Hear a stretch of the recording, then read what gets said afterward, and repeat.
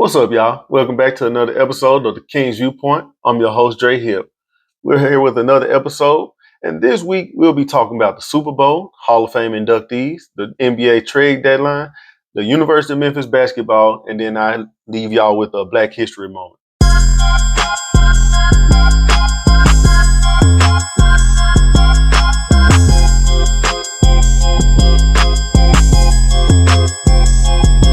All right, to start y'all off, we're going to talk about the Super Bowl that's on tomorrow, as well as the Hall of Fame inductees. We have the Chiefs versus the Eagles on tomorrow. The Chiefs went 15-2 while going on to beat the Texans 23-14, and the Bills 32-29. We also have the Eagles who went 14-3 while beating the Rams 28-22, and the Commanders 55-23. The key players to watch in this game are Jalen Hurts, Patrick Mahomes, and of course Saquon Barkley. I think if Jalen Hurts has a good game, whether on the ground or in the air, I think the Eagles have that much more of an advantage. I think the Eagles already have an advantage because of the run game, and their defense, I think, is better than the Chiefs. However, I do expect it to be a good game. Patrick Mahomes, you can never count him out. You know, he is Patrick Mahomes. He arguably, to some people, is greatest of all time. And then when his career ends, he might very well may be the greatest of all time. Some discredit him because of the referees helping some games, but his play on the field does speak for itself at times.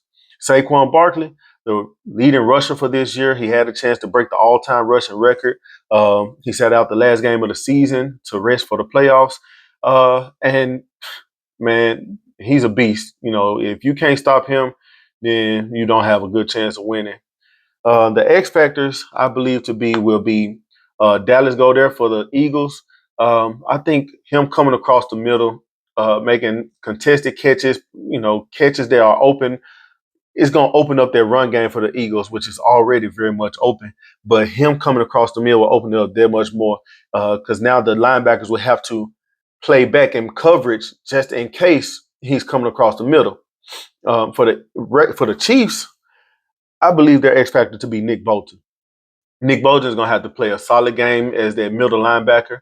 He's going to have to make perfect reads for the RPOs that the Eagles like to run.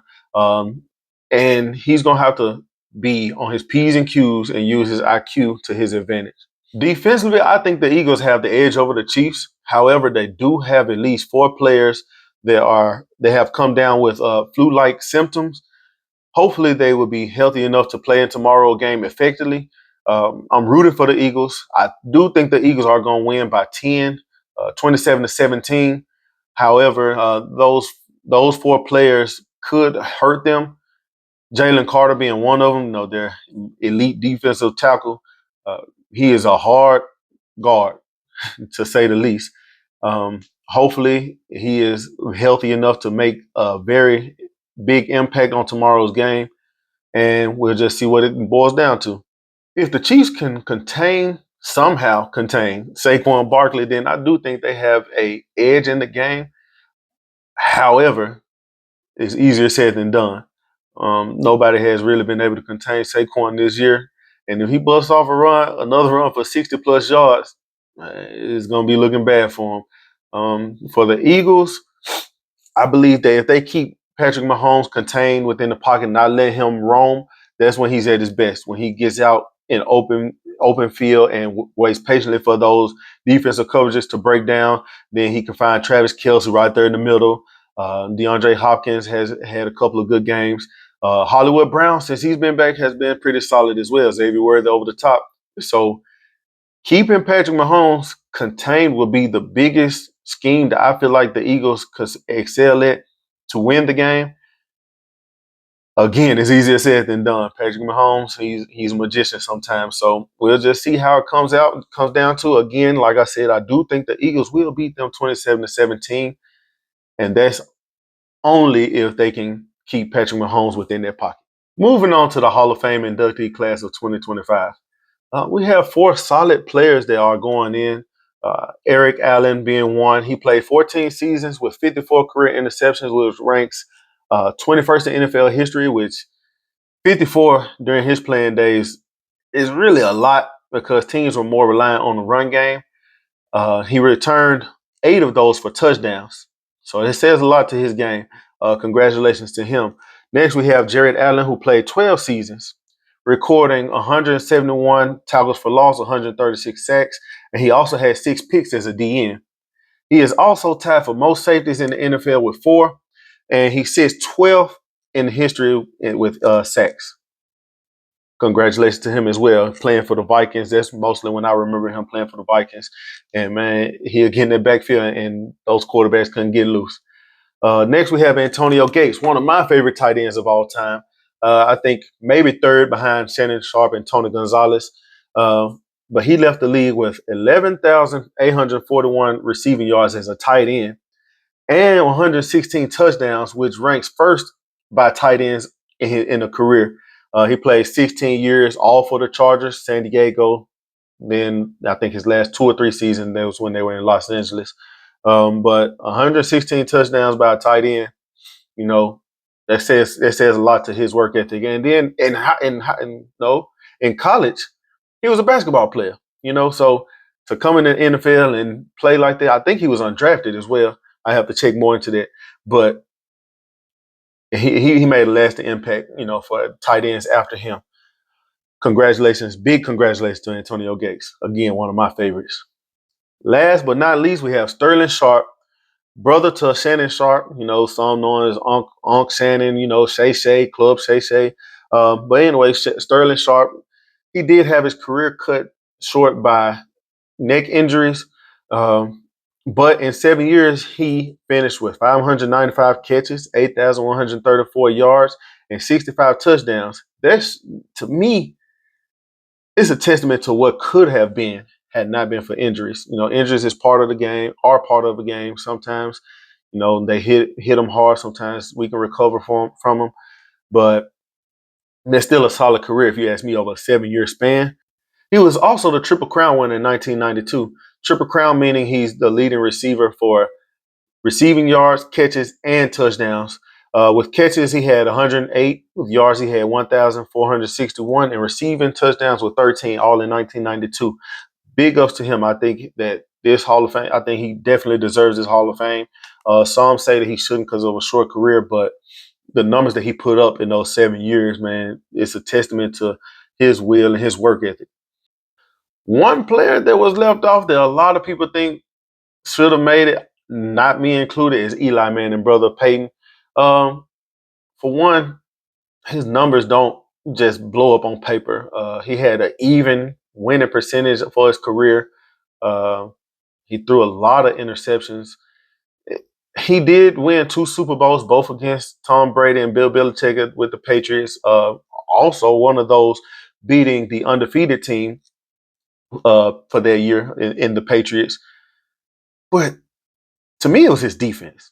His defensive side of the ball were the ones that led him to those games, led him to those wins. Now, he did have the remarkable throw and pass while he was under duress to to set them up to win that game. But that's still, while it's being one of the best plays in NFL history, it still, to me, does not put him in the Hall of Fame. Do I think he's going to get there? Yes. Do I think it's more because of his last name? Yes. But if he does, he's not going to get no he's not going to get no bad talk from me. Anybody who makes it is deserving.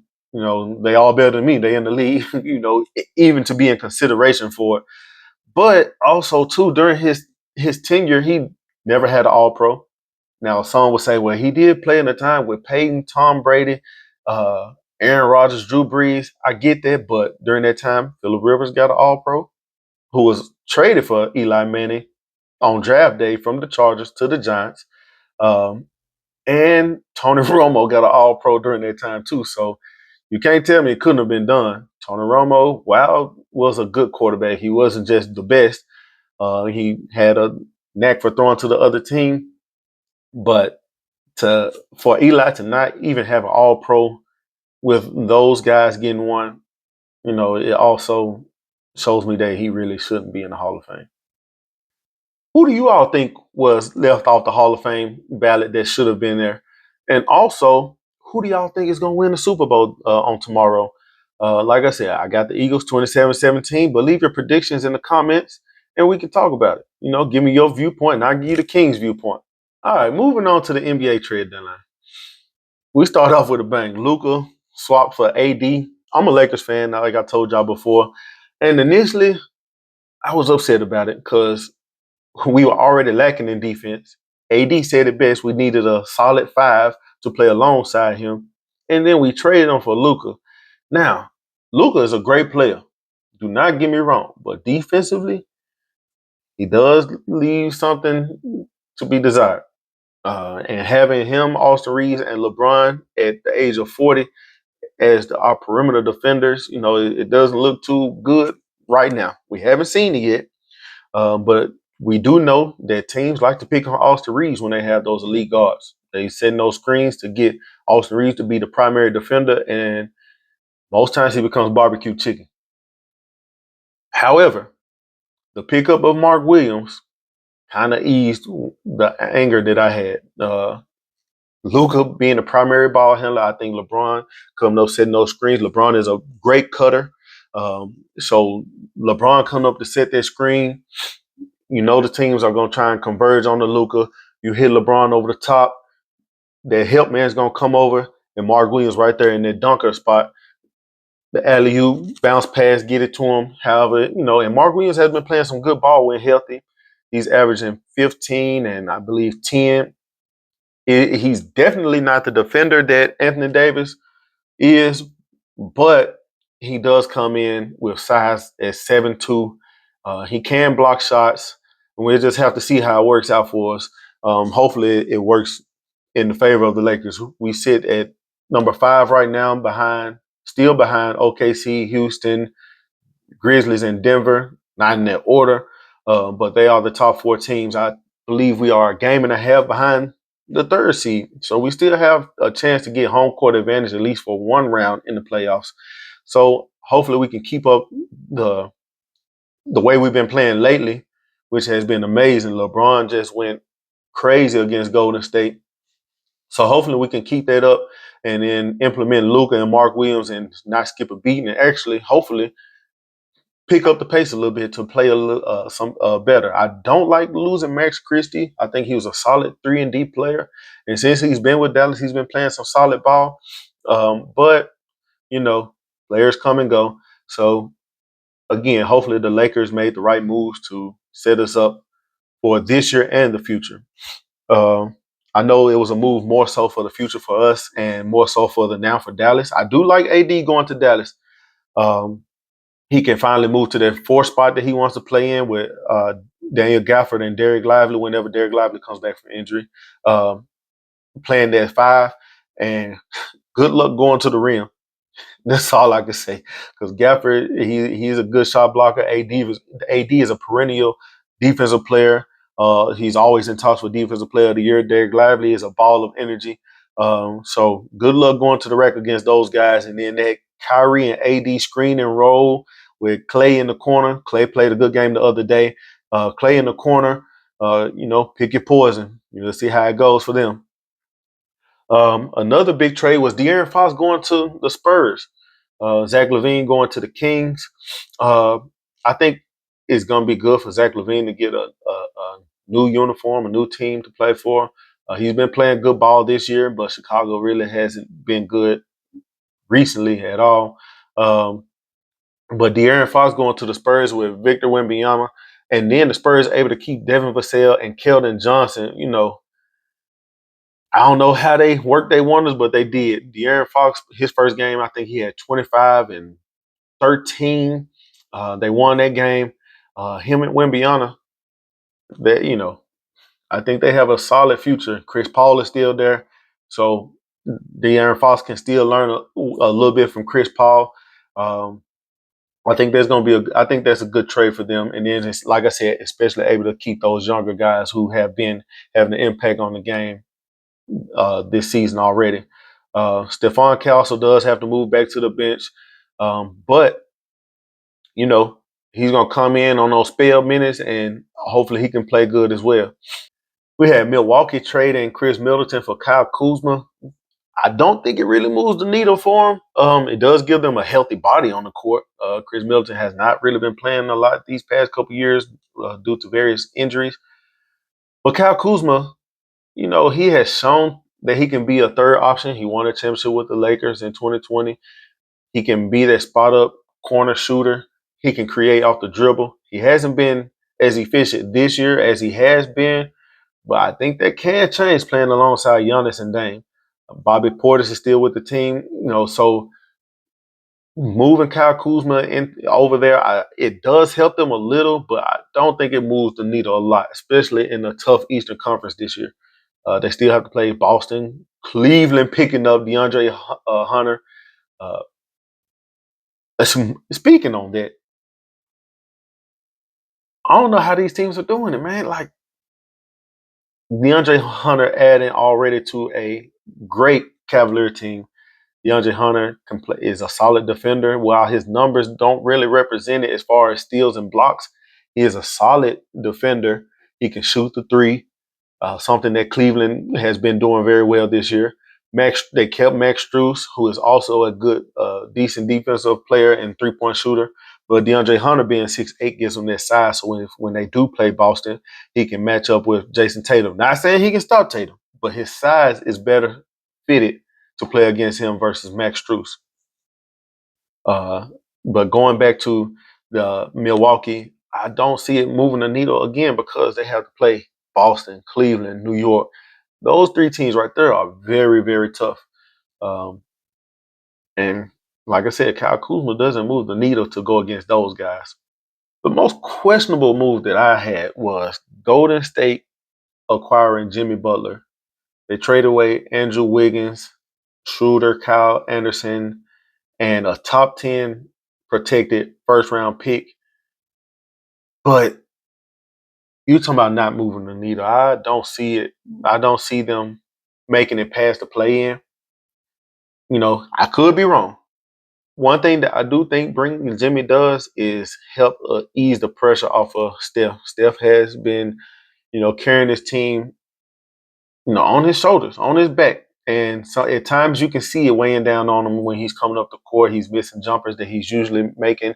He's missing layups. And so bringing in Jimmy Butler, I do think that it eases his workload. However, it still does not make them a contender.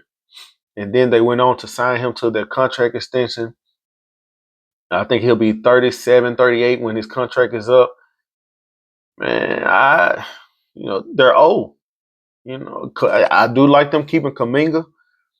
Um, but and we still have to see how the chemistry will be between Jimmy and Draymond Green, who are both known to be very headstrong. Uh, we'll see how it works. Jimmy says it feels good to be wanted again, so maybe he comes back more enthused about playing. So we'll just see how it goes for them. But that is my questionable move for the trade deadline. In the comments or on social media, tell me who y'all think is the most questionable trade move of the trade deadline, and also who y'all think is the biggest impact, who can be the biggest impact going to their new team.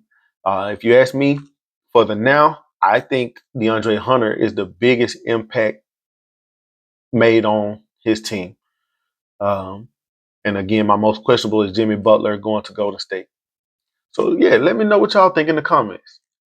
All right, we're going to talk about the University of Memphis Tiger Basketball. Winners of 6 straight. Their last loss coming to Temple, 88-81. We play Temple again tomorrow. This time at home. Hopefully we beat them. Um, in my opinion, the NCAA always finds a reason for Memphis not to make the NCAA tournament. We have to stay ranked to make this tournament, in my opinion. We can't lose any more games. We shouldn't lose any more games. Temple probably being our strongest test coming up, like I said, on tomorrow. But I believe that if we beat Temple, we can win out. And I think we can make a deep tourney run. First and second round, of course, we'll have to wait to see the brackets. I believe that we can make it past the first and second round because PJ Haggerty is playing some good ball. Dane Danger is playing some good ball. Rogers is shooting the ball real good. I like what Penny has been doing. A lot of times his coaching does come into question, but I think he's been having a solid game plan over these past few games. Our latest game against Tulsa was 83-71. Uh, the game before that was very close, closer than I like. Memphis was up, with a pretty sizable lead, and Rice was coming back. We beat them 86-83. But we had to turn them over in the last 4 seconds. We turned them over twice in the last 4 seconds to seal that game. Too close for comfort. Too close for comfort. But again, I like the game plan that Penny has been having. Hopefully we can keep it up because, hey, I want to see us make it all the way. Last time we made it all the way was with D Rose and Chris Douglas Roberts. That was a long time ago. I was still in school. So to let you know, it was a long time ago. But, again, I think that we can make a strong run. We have to win out. And we have to play to our strengths. Speed the game up. We have been shooting the three very well this year. Rebounding the ball was something that we have to do. We have to rebound the ball, especially once we start getting into the tournament play, going against these bigger guys. We're going to have to be able to rebound the ball, team rebound the ball, not just the bigs, guards coming in and getting the rebounds. PJ Haggerty has to keep it up. When the tournament comes, coaches' game plans change. They key in on certain players. He's going to face double teams. Keep your composure. Play good, solid ball, and we can beat any team out there. Tell me what y'all think about University of Memphis basketball. How far do you think they can make it? What do you think are some strengths and weaknesses? What would you like to see more from Penny and the team?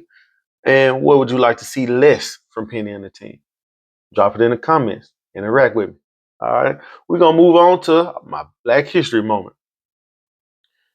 It's February, so I wanted to find something that resonate with our young African American men and women. So for today, I'm going to talk about music and football. With football, did y'all know that Doug Williams was the first black quarterback to win the Super Bowl? He won in 1988 against the Denver Broncos. He led Washington, then the Redskins, to a dominant 42-10 win. And he was the Super Bowl MVP. He changed the game and paved the way for quarterbacks we see today. He beat, again, like I said, he beat the Denver Broncos. And now we have Jalen Hurts and Patrick Mahomes, who are both have African American descent within them, and we can see two black quarterbacks playing against each other in the Super Bowl. I'm excited for that. And so, tell what y'all think about that. Now, moving on to the Black History fact for music. Kendrick Lamar isn't the first black artist to perform at the halftime show for the Super Bowl.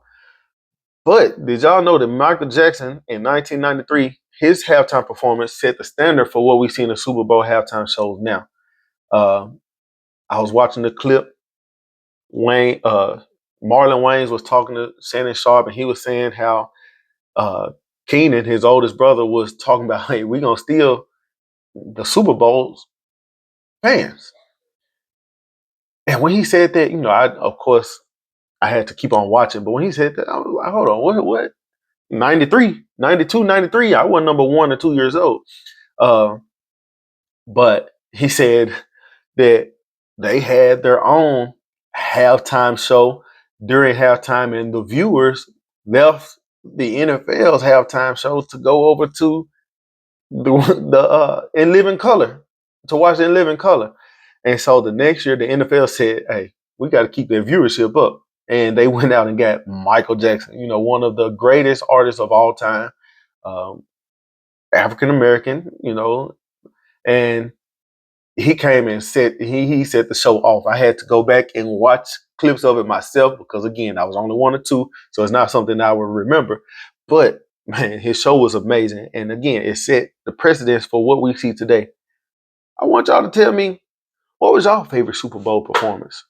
Um, you know, no matter the ethnicity, tell me who y'all think had the best Super Bowl performance, and drop it in the comments, and we can talk about it. I can give me your viewpoint, and I give you the King's viewpoint. Let's talk to each other. Now, remember, Black history is everywhere. We must recognize and know that the greatness is within us too to create the same Black history. Just because Michael Jackson is Michael Jackson does not mean that Andreas can't be Andreas and set Black history moments for the future, for young African American men and women to see me and say, hey, he did something great. Same thing with you all. Y'all are putting in work, continue to put in that work. You never know where that work is gonna get you. All it takes is one episode. All it takes is one moment to be etched into history forever. So again, put in that work, y'all, and man, be black and be great. All right, so that's the end of my episode for this week. Again, in the comments, tell me what you all would like to see.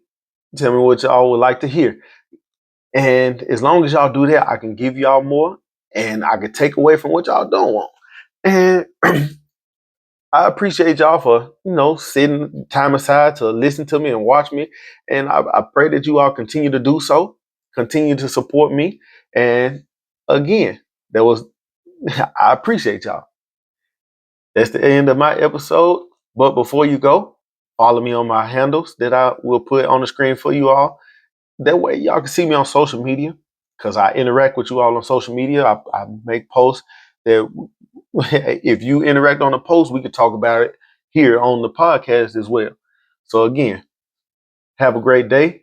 I hope you all enjoy y'all Sunday on tomorrow watching the Super Bowl. Stay safe, stay dangerous, and that is the King's Viewpoint. Holla at you.